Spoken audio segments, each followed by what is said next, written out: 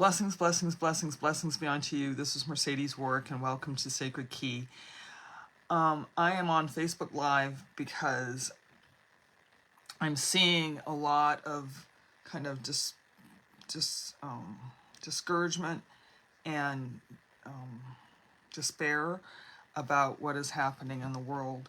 And this is not going to be long. I'm actually doing some writing about it, but there was just so much today. I wanted to perhaps give you or share with you how I maintain my peace and calmness during some of the most horrific times.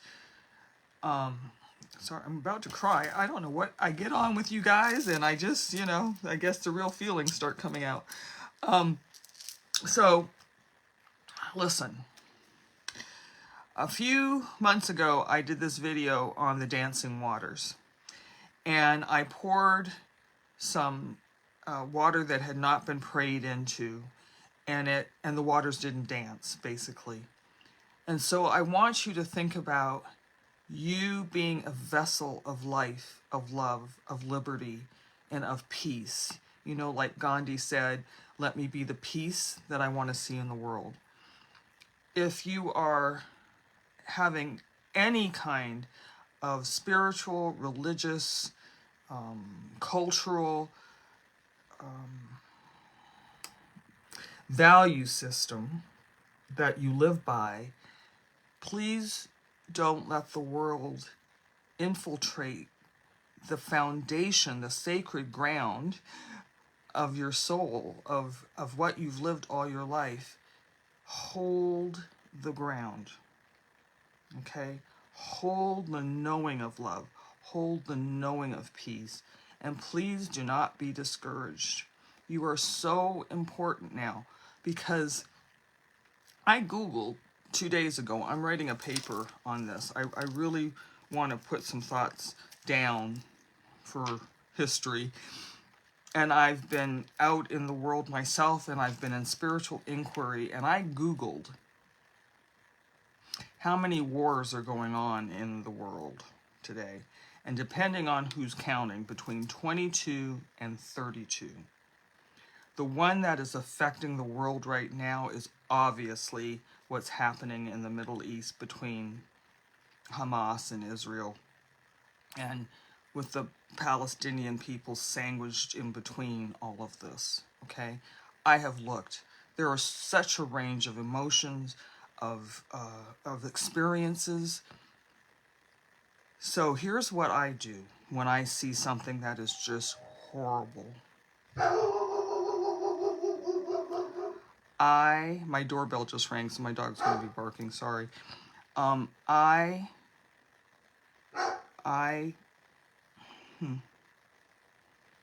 try to figure out what they are loving, because love is always present. Well, let me go back to that water. So if somebody is loving hate, right, or loving something against another person, a culture, a community, what happens is, if we take that into ourselves, our waters stop dancing. Get a glass of water. If you have some food coloring or maybe some juice at home, take that water and pour the juice in, and then try to separate the water from the juice. Separate the water from the food coloring.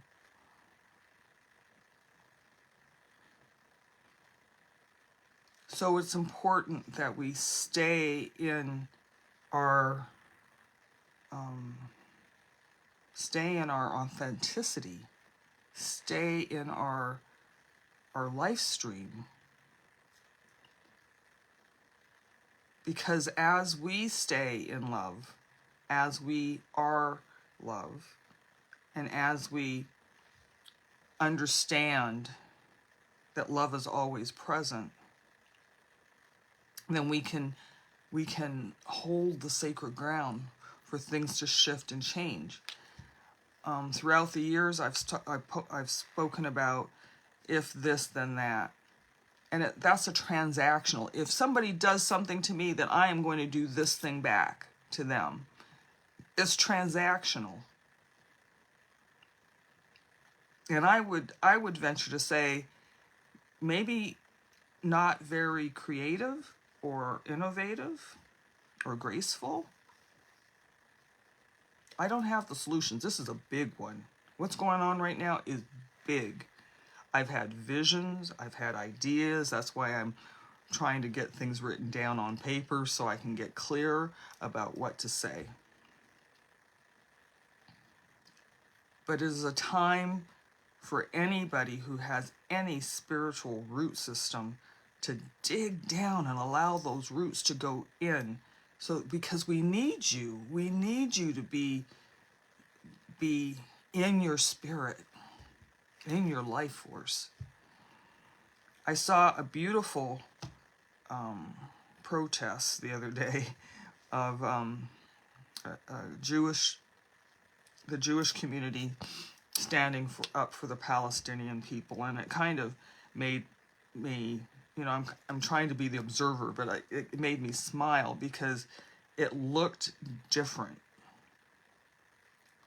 It looked different, and it looked like there was the heart of compassion there, regardless of your point of view. And I kept saying, now, if we could just bring that into the spiritual principle. So let's take the voice away. And I had this vision of the groups of people coming together and doing their prayers together, doing their bows together, coming together in a within the context of being spiritually, religiously, culturally different, but coming together to be in that space of change and innovation and grace and compassion. I'm not a political person, and I certainly don't know all the sides to everything that's going on. But the final thing I'm going to say is I was shopping the other day, and I had a lot of stuff. And I don't drive, so I take Lyft home. When I got to the Lyft station, it was a big store, so they have a place where you go, right? And when I got into that spot where they pick you up, the driver, he had a funny thing in his car. He had a gorilla in his car, and it's kind of a talking piece. And he unloaded my cart, and I had a lot of stuff. He got out of the car, he opened the door for me, he helped me unload. Matter of fact, I think he really unloaded the cart. I don't really remember lifting too much things. And he took the cart back to the cart stand, the cart rack. When I got in the car, for some reason I have a habit of always looking to see what's on the radio. And there was, he was listening to the station that would not have been in alignment with anything that I believed. And just for a second I exhaled. I wanted to feel if I would be safe, truthfully. And there was such a calm and a peace. And he got in the car, and he closed the door for me, got me in the car, closed the door, and with a big smile he said, "Wow, that was a lot of stuff. Yeah, I have to do this once a month. Most of it's for my dog." And he said, "Oh, okay." And then he said, "Well, how about, you want to talk?" He said, I wanted to, I don't know, I feel like I need to tell you about my daughter. She's 26, and her best friend died when, maybe he saw I had a hat on, but no hair, no eye, knew I was a cancer patient. And he said, and her best friend died of cancer. She contracted it or got it when she was 12, had an organ transplant. The organ transplant failed, and her best friend in life, her sister, died when she was 17. My daughter now works as an organ donor coordinator. And we exchanged and talked about that. And, and in my mind, I'm seeing those crossroads and the pathways and how that one incident shaped the way this young woman went. And then he says to me, I'm Christian. So don't tell me that God is not speaking to me through him, okay? He says, I'm Christian and my wife is Jewish. And she has a sister and 2 nieces in Israel right now. And man, is that situation bad. He said, but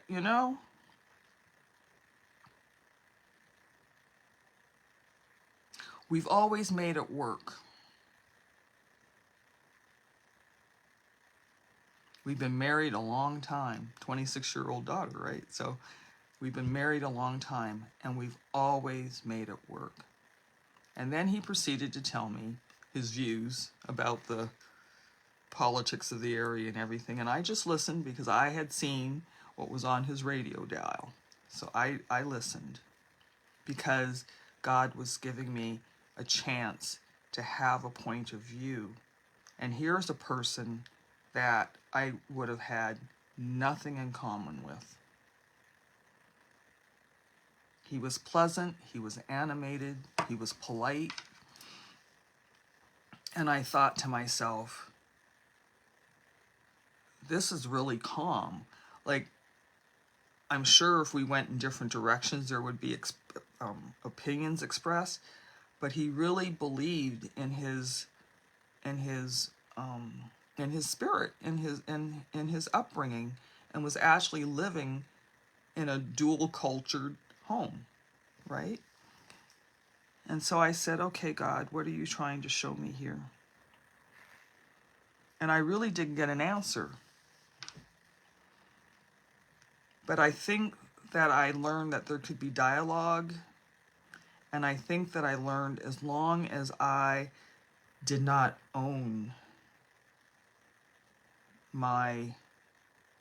did not anchor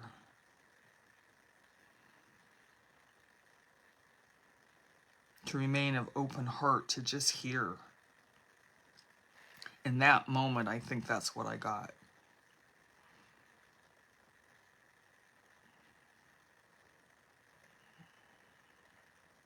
We got to my home. He almost drove off. Forgot the groceries were in the trunk.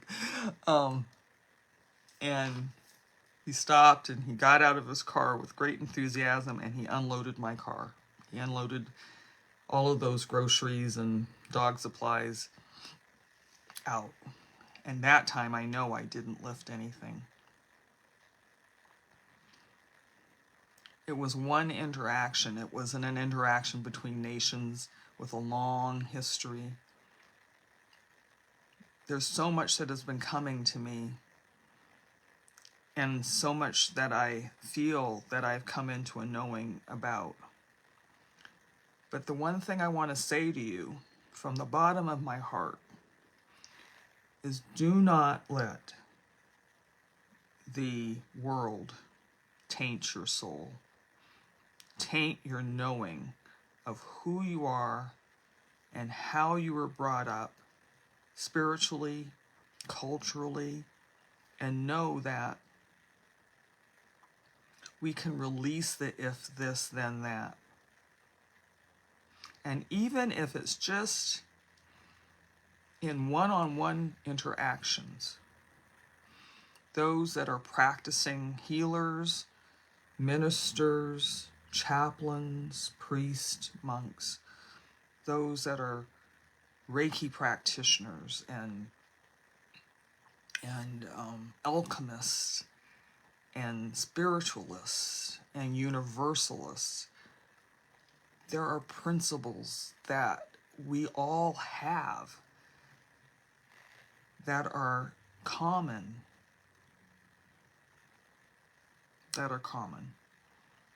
And you are so important now. So in this really, really tough time, when there seems to be limited answers and the world is just moving towards calamity, and that's a very light word for what is happening, know that it's not only in this region, This is a bigger man against man atrocities is a bigger event than what is happening in the Middle East. It is happening throughout the world, and your light and your love and your conviction to stand on your sacred ground is allowing that energy, your energy, to be part of the interconnectedness of the world right now. If for no other reason, to balance out some of this hate and hostility that is happening. So, this is not meant to be political. So please be kind in your comments if you have any. But today was just a day when I was seeing so much despair. And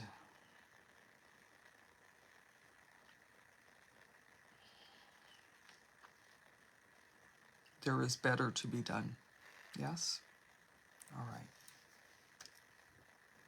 I love you, I love you, I love you, I love you very deeply. Namaste. Be blessed.